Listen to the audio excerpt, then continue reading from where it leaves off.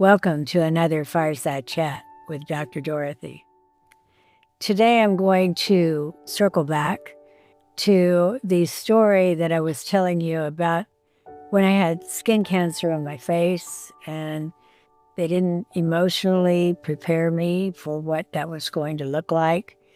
It had to cut it several times and it kept coming back. So they did a skin graft. We were in Washington, D.C. area at the time, so this was at Walter Reed Army Medical Center. And a British doctor had done the skin graft. The results came back. The cancer wasn't gone. And he came back and said, I'm going to have to do a second skin graft. It will be, larger and more aggressive to ensure that we get all the cancer. So one of my friends saw part one of this message on self-image and how we perceive ourselves. Whether, we're attractive or consider ourselves unattractive is irrelevant to the way we perceive ourselves. Some people like Marilyn Monroe, they said that she really struggled with her own self-image. And, I shared with you a quote that I believe is true. You can never outperform your own self-image. And so as successful as she was on the outside, she struggled on the inside to the point of choosing suicide as a way out as a young woman and a great, very well-known actress and performer. So you never know what's going on in someone's head. And I ask you to examine how you perceive yourself and realize that how you achieve going forward is tied to that self-image. So one of my friends contacted me and he had watched part one and he said, oh my goodness, that was really a dark message. It was like Vincent Price story. And he said, you may want to brighten that up. Well, this is the rest of the story. And it was really a godsend. It was what I call divine intervention. The doctors there in the plastic surgery department at Walter Reed met after that first surgery was done, and they were discussing patient cases for that period of time. And the group of doctors were sitting there, and as the doctor who did my skin graft was showing them photos of the surgery and talking about, the procedure, the chief of plastic surgery just suddenly said, I'm going to take her case. And there was a young man helping me film when I told part one of the story. And as I began to unfold the story, he was like taken aback. He said, I didn't have any idea you'd gone through something like that. But the way it happened is the chief of plastic surgery felt compassion. Maybe he realized that this doctor's bedside manner, so to speak, was rather cold and not that compassionate. But for whatever reason, he stepped in and he took my case. And, he explained to me that we had to do this larger skin graft and that it would be very difficult to look at and deal with. And I would have to wait a full year to begin to repair it. They had to ensure that this time all the cancer cells were gone. So that's what I had to do. And as I mentioned in part one, I was teaching school. I would have to go teach my classroom with this, what Frank had described, it looked like a gunshot wound to my face. It was traumatic and it was difficult to deal with. So when my friend said, that was really a dark story and it was like listening to Vincent Price, I'm normally not, I'm very optimistic, I'm upbeat. I look forward to life. I celebrate life. Frank and I do that gratitude journal every morning. 5 things we're grateful for.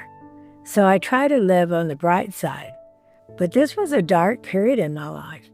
It was, as I mentioned before, if I would even draw a smiley face, I would put a scar in the center of the smiley face, because when I looked in the mirror, that's all I saw.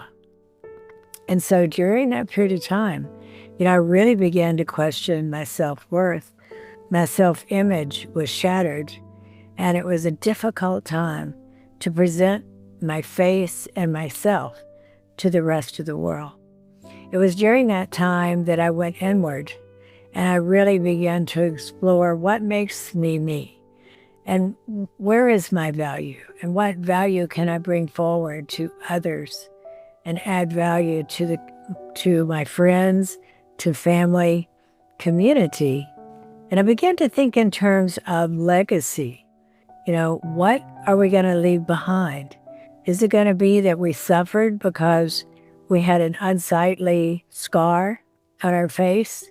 Or would it be that we looked beyond that and we looked at the heart and the soul and what goodness can we bring forward to add value to others?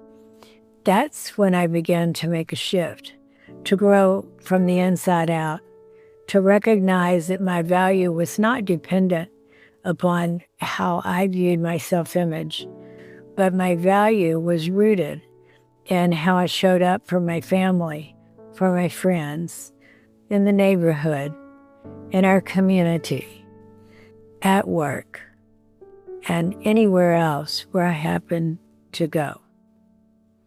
So the lesson herein is that in a very difficult time for me in my life, this doctor, his name was Dr. Cypher, and I'll never forget, he was just a godsend. And he did the second surgery that had to be done with the skin grafting. And then he told me, during the time you're waiting, you have to learn to be very careful, begin to guard your skin. I'd grown up on the Texas Gulf Coast, and back in the day, we didn't get sunscreen, sunblock. We didn't understand the meaning or the value in that at the time. And so I played outside. We didn't have the internet. We didn't have electronics like you do now. And so, we were always outside playing and riding our bikes, just being kids. But skin cancer is cumulative. And so, I've ended up having surgery for all 3 different kinds of skin cancer: basal cell, squamous cell, and melanoma. And so I'm just bringing the rest of the story to you to tell you that even though it was a dark period, even though it affected my self-image in a negative way, even though all I could see on a smiley face was a big scar right in the middle of my face, this doctor would tell me, just give me the year and then I'll begin to repair it and I can make it better. Well, I didn't believe it at first. I didn't know how you could possibly make it better. But look at it now. The young man who was helping me video he had not even noticed that I had a scar on my face. They did revision after revision to make it better.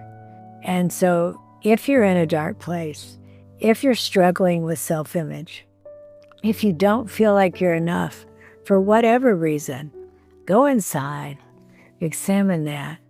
Your value lies, it comes from the inside out. How can you help others? How can you add value? How can you make a difference in someone's life today? Take that step. Do it on a daily basis. Give gratitude for not only the good things that happen to you in your life, but the bad things that happen can be your greatest growth opportunities. So I will see you in our next Fireside Chat. Thank you so much for joining me. I look forward to hearing from you. You can reach me at DorothyGuyBonvillain.com. I invite you there. Fireside Chats, there are blogs, There's my book for military wives. There's an online course. Come join me. I'm here for you. Cheers.